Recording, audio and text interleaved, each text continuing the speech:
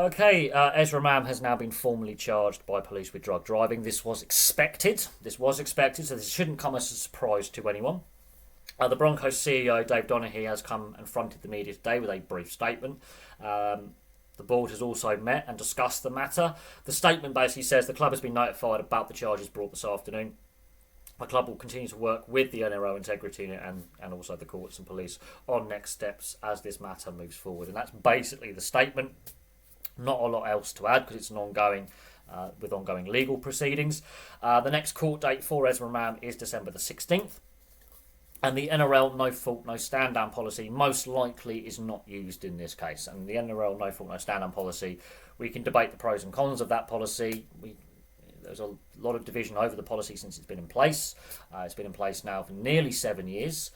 Todd Greenberg was in charge when that policy was brought in, and the whole Jack DeBellin saga is the main example used in regards to the no fault, no stand down policy and the length of time it took Jack DeBellin and all the court cases and the legal issues there.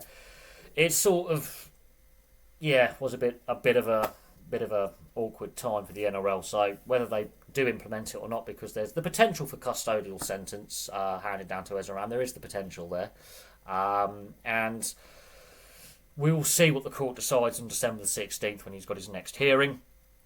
On a subplot, the Broncos are under pressure to sign him, and there's another twist to this. Ben Hunt wants to return to Queensland. He's available. And the contract arbiter that the NRL will put in place will set a minimum value of what a contract would be. As things currently stand, the Broncos have been told by the NRL they're not going to get any salary cap relief if Ezra Mam is suspended for any length of time and doesn't get a custodial sentence. They're not going to get any cap relief, which means they don't have enough money in their salary cap to sign Ben Hunt at the value that the contract arbiter would place Ben Hunt at, around 750. They've only got about 500,000. So they would lose a key player like Katoni Staggs or Selwyn Cobbo, who are two of their better outside backs, if we're being honest, when it comes to consistency. And Katoni Staggs is one of their better players. And it's highly likely one of them would have to leave the club in order for Ben Hunt to be signed. So that adds an extra twist to this dimension. So the Broncos may just sack Ezra Mam for salary cap reasons, similar to what happened to Josh Adokar. At the same time, this is one of several high-profile drug driving incidents this season that the NRL's had to deal with. We've had Braden Trindle, we've had Josh Adokar and Ezra Mam, and this is not the first off-field incident with Ezra Mam this season. There was also the one with Reece Walsh in Bali on a holiday.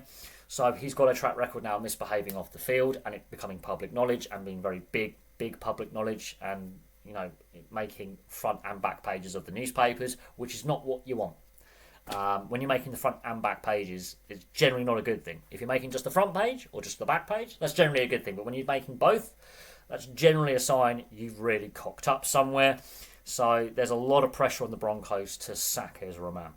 We've seen players sacked for less, Josh Adokar. We've seen players also get lengthy bans from the sport for a variety of reasons, mostly doping related, up to 4 years, and make a return. Will we see Ezra Mam next season? Who knows? I think it's going to be a long time between NRL games for Ezra Mam. Whether he remains a Broncos player next season, regardless of any legal outcome, again, that's a wait and see. Watch this space.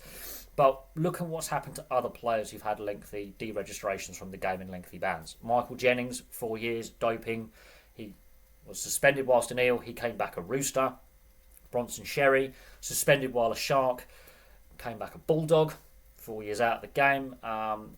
Sandor Earl, he had 4 years out of the game, lengthy, I think it was 4 or 5 years, and also got a criminal conviction as well. I think he was a Penrith Panther or Canberra Raider at the time. He came back with the Melbourne Storm, but he had a lengthy time out of the game as well. And so there's the examples of doping offences. In Sandor Earl's case, there was a criminal conviction in there for basically possession of a controlled substance. And distribution and trafficking. Basically, he got hit with drug trafficking charges, even though he wasn't aware what was going on in that peptide scandal. And I think he did get, I believe, some kind of sentencing. I don't know if it was suspended or actual sentencing. It did cause a lot of pain to his life, but he came back to the game. Again, doping is a different thing, but in this case, we've seen a few other high-profile incidents involving players, drink and drug driving. 4 major off-field incidents involving drugs, including the Latrell Mitchell. So there is also question marks, not over the Broncos culture, but the sport and the league's culture in regards to recreational drug use. And the pressure is growing on the Broncos to sack him because the Bulldogs sacked Adokar. And I think a lot of the fan base has had enough of the players misbehaving, and they be treated differently by the courts as if they're a protected species, when if the average person in the street was to be unlicensed, no insurance, unregistered vehicle, with drugs in their system, involved in a car accident that injured a 4-year-old child, they're probably going to prison. And I think they need to start punishing these players that misbehave and commit criminal acts. I think it has to happen. Far too often they're given very lenient suspended sentences, or just banned from driving, or just given a rehabilitation order and a fine, some community service.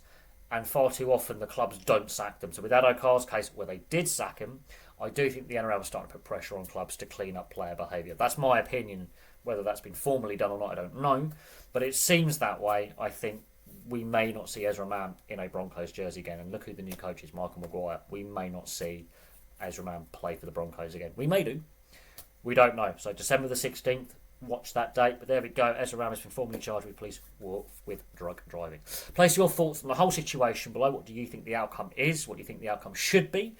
And is the NRL doing enough to clean up player misbehaviour and off-field incidents and player culture and club culture? Because we've had a few high-profile incidents this season. Are we as bad as 2017 and 2018? No, we're not. Or anything previous to that? I don't think we are. But I think is a trend here with a lot of incidents in recent seasons. That is a worrying trend going forward and a concern. But for me for now, thank you very much for watching. Place your thoughts in the comments section below, or the community tab as it's now known. And I'll have some more content for you guys very, very soon.